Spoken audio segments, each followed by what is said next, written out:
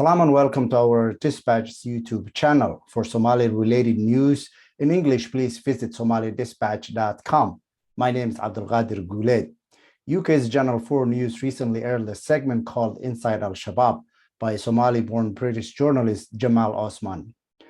Jamal's ground-shaking report has been the main discussion point in Somalia and international security circles, with some accusing the journalist of glorifying and misrepresenting the image of Al-Shabaab in Somalia, while others say the segment sets the record straight in realities on the ground. To discuss the segment and its impact on Somalia, we've reached out to Jamal Osman in London. Jamal Osman, welcome to Somali Dispatch. Thank you for your time tonight, and thanks for joining us. If you can start us off with your preparation for the piece and how that came about and how long that process took you, would be great. Yeah, thanks for inviting me. I think the idea came because of the election. I wanted to see how Al-Shabaab is doing because of the election, partly because of what happened in Afghanistan, because Channel 4 is a UK-based television. You have to always think about the audience and what is relevant for them, what interests them. So partly I would say, because of what happened in Afghanistan and the Taliban takeover, but also the election. I wanted to see, if Al-Shabaab has changed, how they are doing, whether they are stronger, whether they are weaker. So it was just to go there and find out what is happening on the ground. As a journalist, that's what I should do. Right. Give us, before we dive into, give us a bit of a background in what context Al-Shabaab exists in perhaps East Africa, not just specifically to Somalia, just to get a context for the piece and the interview here. Yeah, Al-Shabaab was founded in 2002. People often think 2007 or 6, but that's when they started fighting. But Al-Shabaab was formed in 2002, exactly, about 20 years ago. And they started fighting when the Ethiopians invaded Somalia at the end of 2006. So that's when most people heard about Al-Shabaab. And since then, they have been fighting. There is about 20,000 African Union forces from several African nations who are there to protect the Somali state. Al-Shabaab is trying to take over Somalia and govern Somalia under the Sharia law. So in simple terms, that's what Al-Shabaab's objectives are. But the African Union forces from Ethiopia, Burundi, Uganda, Kenya, Djibouti, as well as Somali forces from regional governments are fighting them. That's quite a number of people to be fighting for a relatively small group of fighters. But to further, look into the piece itself that you did for Channel 4, you got access. Obviously, you made the piece. It aired already. There are reactions to it. But under what parameters did you have to work within your reporting for that piece? Did you have because we know there's lots of challenges in trying to, as you mentioned in your piece, to get an interview with them. So what sort of a situation were you working in and walking towards? Yeah, I would say, having worked for 14 years as a journalist across Africa, I've probably visited about half of African countries, worked in all these places, have done many different stories. I would say Al-Shabaab are some of the easiest people to deal with. That might be surprising, but they are very straightforward people to deal with. It's a yes or no. For instance, if I'm dealing with Somali government or other people, they constantly lie to you. They don't pick up the phone. They are not reliable. They don't, turn up on time. They're complicated. They make simple things very, very difficult and challenging unnecessarily. Al-Shabaab, you ask them something, it's a yes or no. If they say yes, it's yes. If they say no, it's no. So actually, to many people's surprise, it's very easy to deal with Al-Shabaab. in my experience.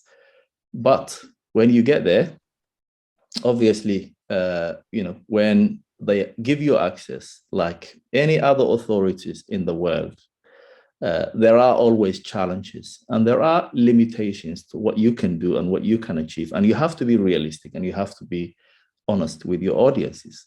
And as long as you tell your audiences, you have been given this access, you are there with the, on their permit. And when they are showing you something, you make it very clear, this is what they are showing me, this is what they want the world to see. And when you are doing your own thing, you say, I'm doing this without anyone watching me. So as long as you are honest with your reporting, I think that's absolutely fine. The audiences are not stupid. They know when you're operating under these circumstances, there are challenges. So as far as Shabaab are concerned, as I said, they are very easy to deal with in my experience. In terms of safety, they have this concept called amana. If you are their guest, they won't harm you at all. So there is no fear at all from Al-Shabaab. But there are drones, flying around. These drones are looking for the people that I am interviewing or, meeting and filming. So from that perspective, yes, it's dangerous. Also, crossing the front line is dangerous. So there is, some danger involved. But when you are in Al-Shabaab territory, Al-Shabaab don't usually control what I do.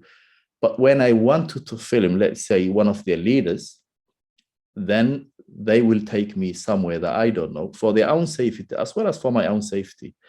And I don't have to know exactly where and who, but they will say, I will ask them, I want to interview someone about these subjects.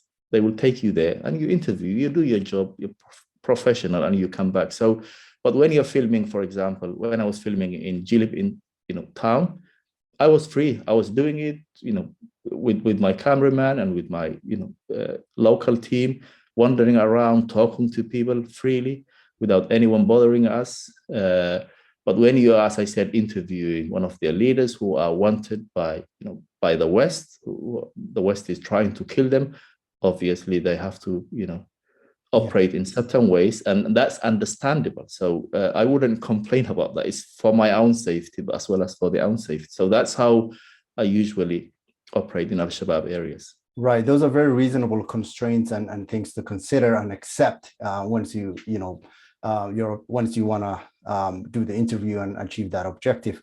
But what kind of stood out to me in the coverage was the questions, right? And a lot of reactions, are towards that with the follow-ups. And I know the piece has a time limit, and you can film and record and ask as a journalist as much as we want. But at the end of the day, it's up to our editors in which parts that makes into the piece or not.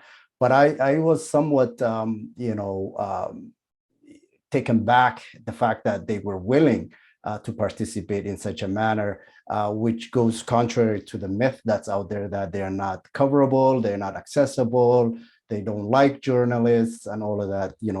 I know I'm preaching to the choir here. But did you find follow-up questions hard to ask them? Did you have to did they limit the questions that you ask them? How did that process work? Yeah, the way they do. And I have been covering Al-Shabaab since 2008, though I don't go there all the time. I have been there for a few years, for example. I only go there when there is, a story to do. The rest I'm just covering my other parts of Africa. So in terms of interviewing them, they don't ask, what questions you want to ask. Obviously, they know the subject. When I say to them, I wanted to do a story because there is an election in Somalia, and I wanted to know what you guys think about that and what happened in Afghanistan. And you just give them an overview of what your story is. They have a strong media wing, people who are experts on communication. So they know what questions come up. And they prepare their leaders. That's what they do for questions. And they also know I ask tough questions. I'm not going there to, be their friends. I'm going there to challenge them and ask them questions.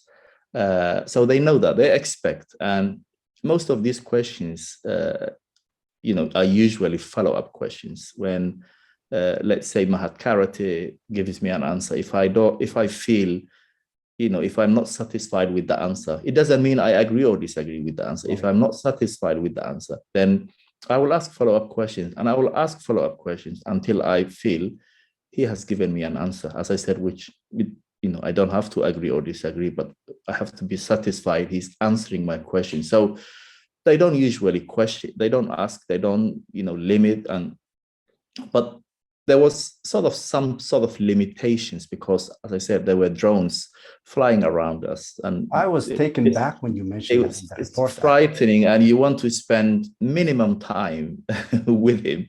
So that kind of issues, it gives you limitations. But the interview is a long interview. I think it was about, I don't know, half an hour maybe, or more than that. But as you said, when you are, doing a story, which is, in this case, 13, 14 minutes, you filmed hours and hours of footage, but you condense that into 13, 14 minutes of that documentary. So the interview, was much longer than what we had used, but that's how journalism works, those people who understand how it works. Right. I think some of the reactions, as strong as they may be on both sides, are born out of the frustration of lack of communication on this subject and with these subjects as well. To me, what kind of stood out was what some are calling, glorifying or putting it in a good light in what Al-Shabaab is doing in Somalia. The training, their conviction, how free people are and to move around. The gentleman that left Hargeisa but was living in Mogadishu when he went to Jamam or Jilip or where he was. When people see those things, it's kind of hard to digest from, and separate the bombings that you've asked about and the killing of the civilians, be they indirectly. Those things kind of, I just wanted to see what your reaction to that was. Is it understood? Did you expect that? Or how did you view the reactions that you're getting these days following the airing of the piece? I think I would say I have been long enough to understand how this works. As I said, 14 years doing, the cream of the crop, I would say, the kind of the hardest journalism any journalist can do. That's what I do. Yeah. That's what I specialize. And, most stories I do, there will always be some reactions. I remember the first, lesson in my journalism class. We were told journalism is about telling something someone somewhere doesn't want you to tell, and that is how journalism is. So when you're doing a story, the main thing is you have to stick to the truth. You have to try and find out the truth to the best of your ability. There are always limitations, but that is your job. What people's reactions are, I don't really pay much attention to it. But some people would always react negatively. But in this case, I think millions of people have watched. I would say most people said it was informative, balanced, fair. But there are some who would complain and say it was glorifying Al-Shabaab, and they have the right to criticize. I'm not going to say you shouldn't criticize or you shouldn't do this. I'm a journalist. I'm a believer of free speech. So they have every right to criticize and question and object that. But I would say it's small number compared to how many people have watched and how many people have commented, and so I don't usually pay much attention to it. My job is to do the story, to inform the public, to put the story out there. If it creates a huge debate, let's say within the Somali community, then that shows the story was a very good story. It was effective. It had a massive impact. And to me, I would see that as a success. If the story has created a debate within the community, I would see that as a positive thing rather than a negative thing. Right. You're right. Millions of viewers, hundreds of reactions. It's not comparable. But maybe more importantly, what does your employer think of the piece and the reaction it's getting? I think for the ordinary Somalis who don't actually know how journalism works, a story like this, as I said, is one of the hardest any journalist can do. It's legally tricky. So from very early on, lawyers and editors will be involved. So I am the one who came up with the idea, who traveled there, who did the story. But it's a team effort, TV journalism. So many other people are involved, producers. So it goes through a thorough process of the editors, and everywhere it's checked and legally checked. So once Channel 4 News and my editors, our lawyers, and everyone is happy, it only goes out on air. So we are very confident and very happy with the piece. And I said, and it's a very strong piece, solid journalism. But as I said, people will always have something to say about something, whatever their motivation is. Some people actually might not criticize the piece, but they might just want to say something negative, for example. So as I said, I wouldn't pay much attention to that. I've been long enough to see all these things. The worst thing that ever happened to journalism is the comment section, and I do understand that. But there are things, much smaller scale than to the extent that you do journalism. For my case, there are things that we always, even though you guys have the guardrails and the screeners and all of that, and the lawyers, as you said, there are things that you say in the piece that always you kind of have, after the fact, you have a feeling, should I have said that, or should I have covered it this way? Is there anything that stands out to you? Some of the things that people are poring over is the fact that you mentioned some of the stuff that you mentioned, not what they say. Some of the stuff that you mentioned, including, they control a third of Somalia, for example. Sorry to interrupt. It's a fact. People cannot deny the facts. Al-Shabaab control 1/3 of Somalia. You can check the map, you can double check, you can triple check. Not only that, actually, we know for the most parts of southern and central Somalia, actually, Al-Shabaab directly or indirectly control. No question about that. For example, they collect taxes from people in, Mogadishu, in major cities. And, people think they don't control these places. They can go and arrest anyone. They can carry out attacks anyone, any of these places. So the idea that Al-Shabaab, are a bunch of crazy boys hiding in the bush is complete nonsense. Al-Shabaab is very strong. They have huge military. They collect millions in tax revenues. They operate like a government. They're well structured. They are determined. So if people have been lied to, then it's my job to go out there and tell the truth. And if anybody can say Al-Shabaab don't have influence across southern and central Somalia, then I think they're lying to themselves. We all know people travel from even Europe to go and seek justice in Al-Shabaab territories. People in Mogadishu travel to Al-Shabaab territories to seek justice because they are not happy with the government courts.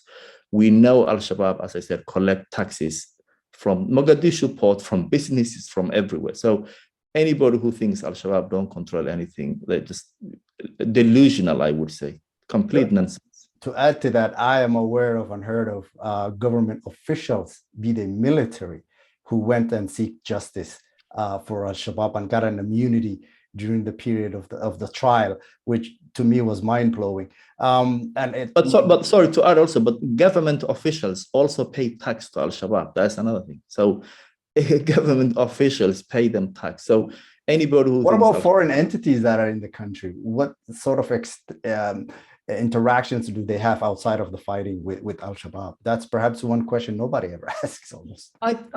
I think there is always, they're enemies, they are fighting, but there is also mutual respect, I would say, between Al-Shabaab and the foreign forces. And I'm sure there are some dealings. I have tried to look into some issues, which I don't want to go into it, but there are some dealings between, these African forces and Al-Shabaab, or government forces and Al-Shabaab. So, they, as much as they are fighting each other, I'm sure they exchange certain things. So it's a bit complicated, I think, but the key bits is Al-Shabaab control, I would say, even more than 1/3 of Somalia. You can go through the map, you can check.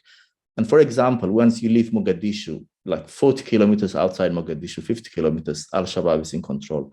You leave by Dabo, less than that, Al-Shabaab is in control. You leave Kismayo, like 40, 50 kilometers out, they're in control. So in big cities, regional authorities or the federal government is in control. But once you leave these towns and cities, it's Al-Shabaab territory. And most Somalis live in, in rural areas. So population-wise, huge population, land-wise, huge land.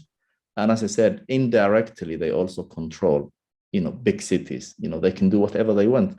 The contrary, the government cannot go and arrest anyone in Al-Shabaab area. The government cannot collect tax anyone in Al-Shabaab areas from Al-Shabaab areas.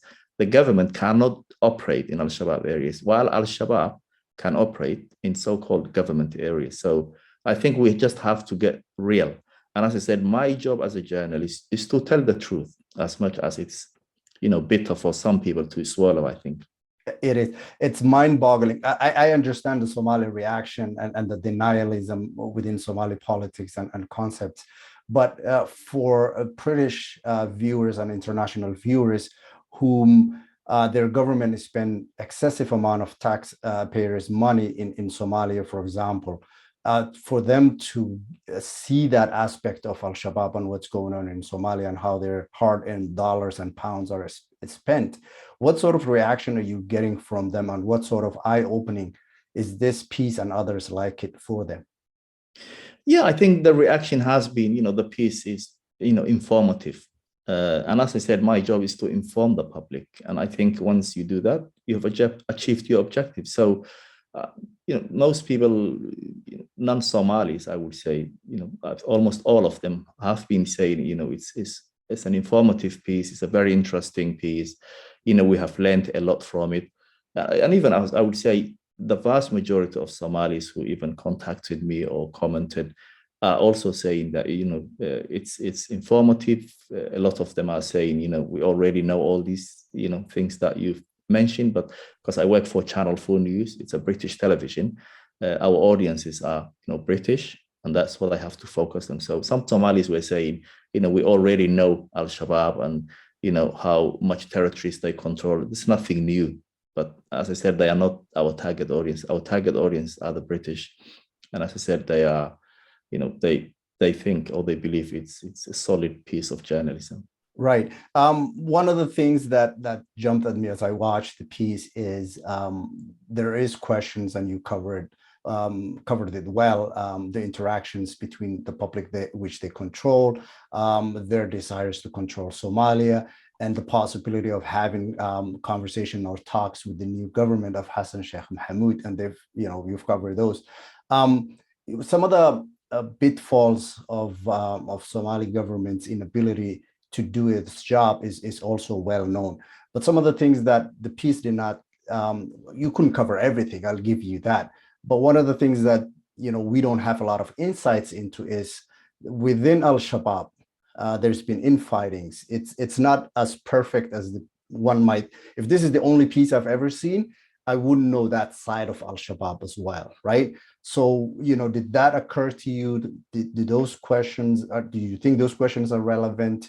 I know it's in retrospect now, but what do you say to that? I think it's a fair point. And I would say in the past, yes, but now Al-Shabaab operate as one unit under one leadership. So in the past, as you know, there were leadership battles. One group, were eliminated. There was also this group called ISIS, who, came within Al-Shabaab, came from, within Al-Shabaab. They were also either killed or they fled to northeast, Puntland area. But I would say, as any political group, there will always be issues. But as far as I know, currently there isn't any, fighting amongst Al-Shabaab leaders or fighters. But in the past, yes, there were. And I would say they have either killed, some of their fighters who opposed the leadership, or those, fighters fled and joined ISIS.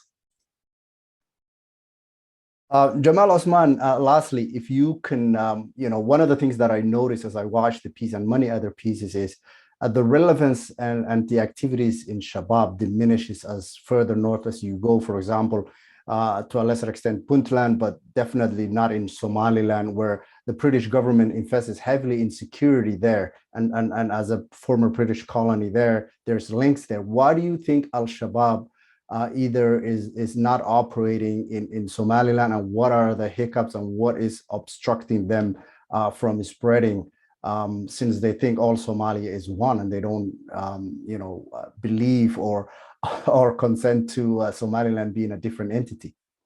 Yeah, I think it's very simple. Al-Shabaab is a political group. They are realistic. They are strategic. And I would say before Al-Shabaab came into the scene, you had well-established authorities in northern Somalia, now known Somaliland, and to some extent, I would say Puntland. So I think that sort of prevents them from operating as effectively as they are in the south. When they, started operating in the south, you would say there weren't any, established authorities. Al-Shabaab became the authorities, and that's why they are there, I think. So the simple thing, I think, is before Al-Shabaab came into the scene, in the northern parts of Somalia, Somaliland and Puntland, there were a sense of stabilities and soldiers and, established authorities, while in the south, that didn't exist. So I would put it down to that, I think. And as I said, they don't want to spread too thin. I think that's probably the reason they don't want to go everywhere. But they also believe once they take over southern and central Somalia, Puntland and Somaliland would welcome them. They genuinely believe that they won't put up a fight. So the main objective for them is to, lay low, wait for these foreign forces to leave, take over southern and central Somalia. And once they do that, they believe Puntland and Somaliland will, as I said, welcome them without putting up a fight. So we will see if that happens, but I think that's the reason. In recent years, we've seen them forte into Somali inhabited, as much as I cringe when I say that word, areas in Kenya, because that is a Somaliland. It's not Somali. So inhabited areas of Kenya. What do people attribute to the fact that Shabaab is more active there recently, more so? And is it, if I may add to this, born out of the grievances those communities have, much like the southern and central Somalia? Al-Shabaab is rooted in populations that have grievances amongst each other, amongst central government and what have you. Yes, you said Al-Shabaab. It's true. Al-Shabaab, have infiltrated parts of Kenya, northeastern, which as Somalis we see as part of Somalia, but is internationally known as part of Kenya, but also in the coastal area, which is populated by Muslims. And I think it's as you said, grievances, long-held grievances. These communities have been abused for generations and generations. And for example, Somalis, when the British were leaving, they were asked whether they want to be part of Somalia or Kenya. They chose they want to be part of Somalia, but the British colonialists forced them to be part of Kenya. So there is that long history that we all know, and Somalia and Kenya have always had issues. So, once you have people who have grievances, it's very easy for Al-Shabaab to operate. All they need is just, have presence there, train people from that region or from these regions, send them back, and they will do the job for Al-Shabaab. So I think that's what's happening. People from those two regions came, to mainland Somalia, were trained by Al-Shabaab, went back to, to their hometowns and villages, and are carrying out attacks and infiltrating into Kenya, and I would say even, gaining ground, I would say. Right. No, I really appreciate the piece, and I admire your tenacity and your bravery in going into the heart of Al-Shabaab and others like them in Africa and covering these stories. I appreciate the time tonight, and I thank you very much. Thank you very much. Thanks.